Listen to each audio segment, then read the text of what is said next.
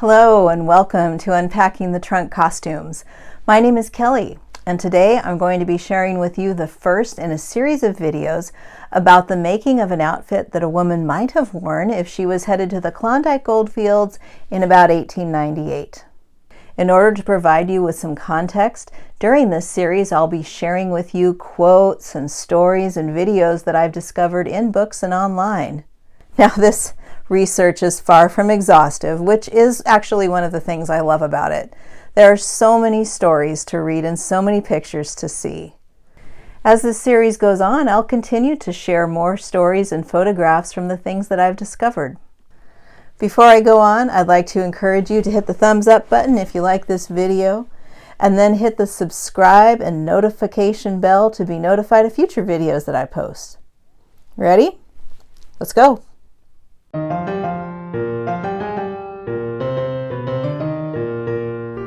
With cries of gold in the Klondike, there unfolded in the Yukon and Alaska a brief but fascinating adventure which has captured the imagination of people around the world ever since.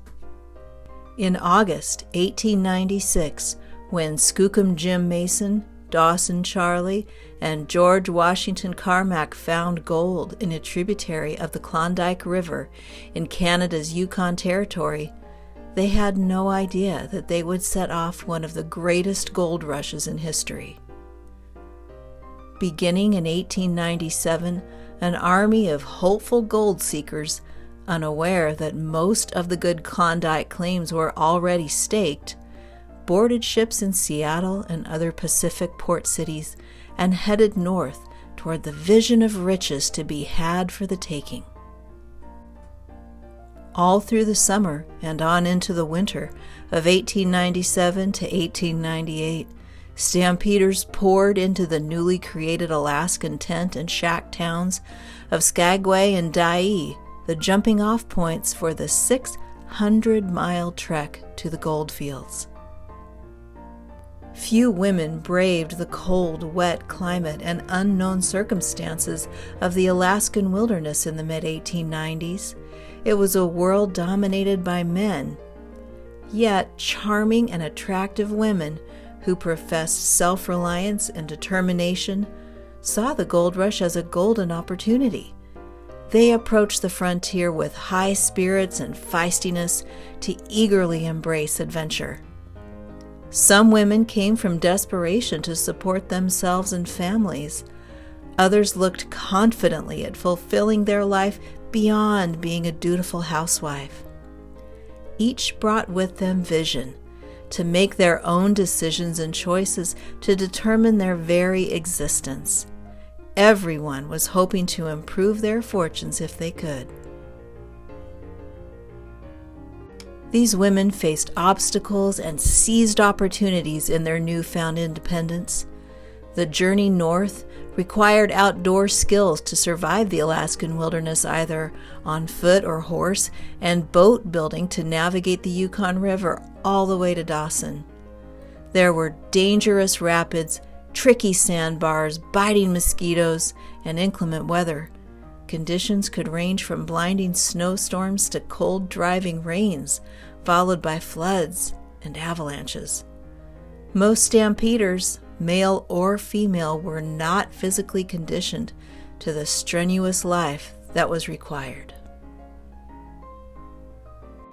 Now that you've heard a little of the context of this incredible time in history, I'd like to share with you my resource image.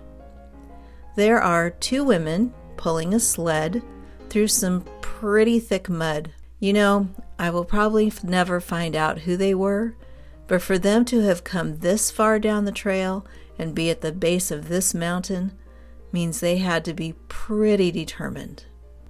The first thing I wanted to do was to examine the background of this image and try to figure out where these women were.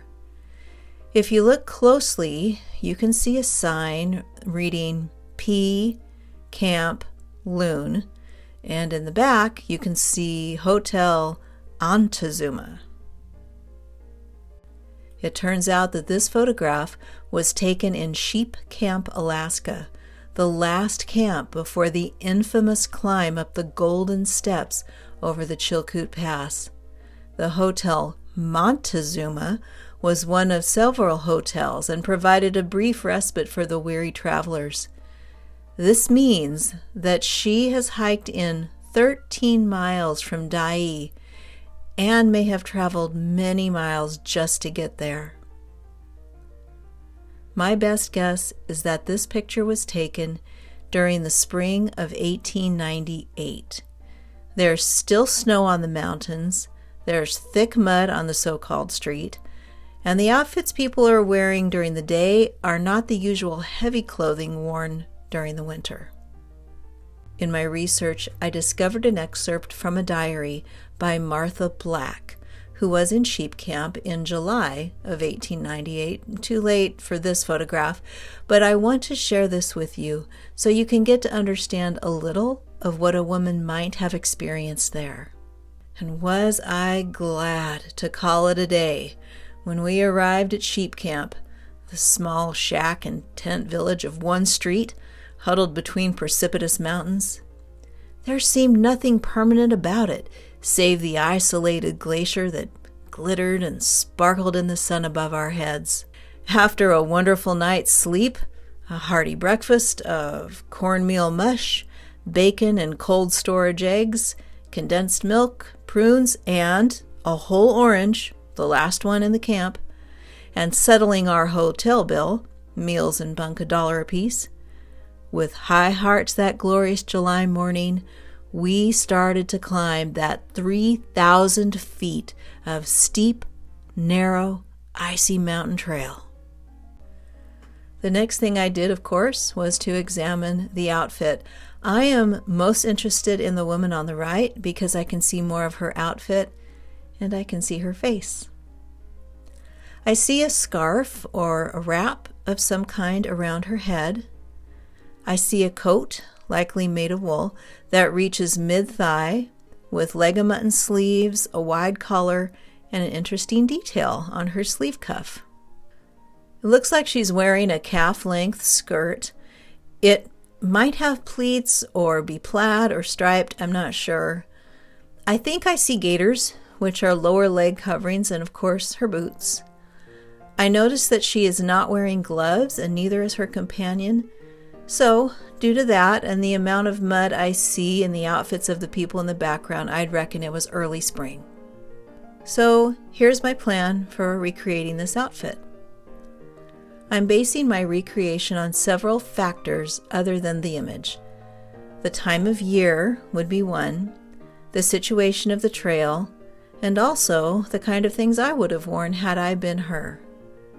I'm also working off of research I found from Mrs. Annie Jenness Miller, who was a dress reformer of the time, and she actually spoke of the undergarments she wore in winter, such as a union suit and a divided skirt. Now, I think she would have had real wool for her coat and probably for her skirt, but I can't afford wool. Therefore, my outfit will be made of wool blends. I think she would have had on long underwear or a union suit made of flannel or wool. I plan to purchase these as they are still readily available. I've also made a pair of combinations, which I will show you in a bit. Next, I will make the kind of shirt I would imagine her to be wearing. I've chosen this sport shirt pattern and this red flannel. It's very simple, and the red flannel is pretty and warm. It can be worn with other kinds of skirts, and it should hold up pretty well. Then I will make the skirt. I've chosen this gray striped wool blend that reminds me of the skirt she's wearing.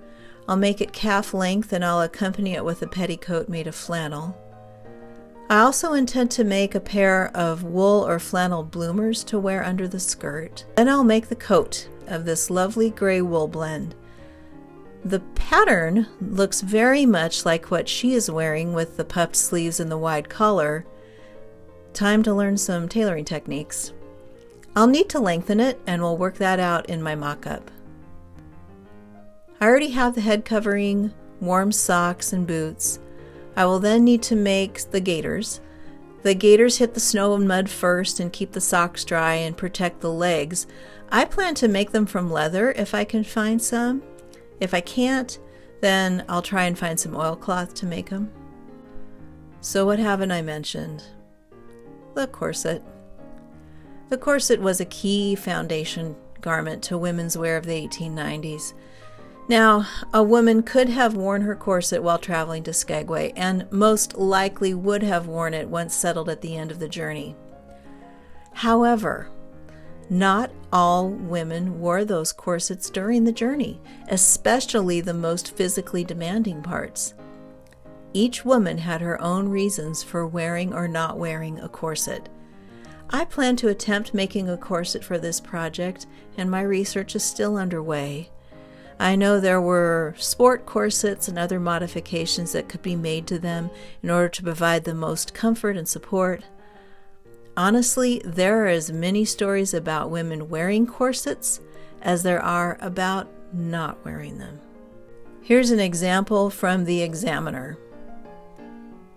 Mrs. J.J. McKay's traveling clothes were less spectacular.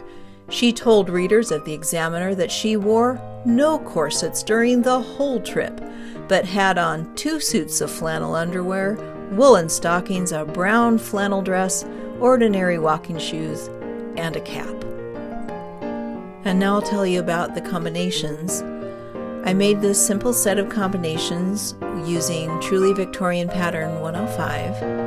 I did their pattern adjustments to suit my size, and I found they went together easily and are actually quite comfortable to wear. I think this is something she would have worn in the late spring and summertime in the territory. A union suit would likely have been a bit too warm. I counted 9 buttons on the line drawing and did those, but they go way too low. I would have had to unbutton a few of them in order to go, but otherwise they are sturdy utilitarian combinations, and if I was her, I would have headed north with 3 or 4 pairs of these. Thank you so much for joining me today. I hope you'll join me in my next video when I tell you more stories about the Klondike Gold Rush, and also share with you the construction of the sports shirt made out of red flannel that I mentioned before. Remember to hit the thumbs up button if you like this video, and also hit the subscribe and notify buttons to be notified of future videos. I'll see you next time.